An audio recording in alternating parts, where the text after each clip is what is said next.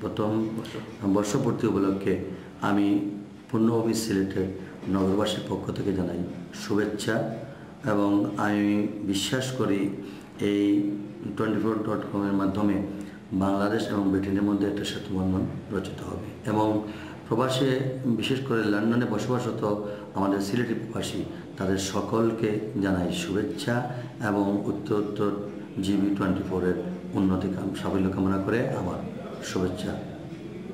খোদা হাফেজ।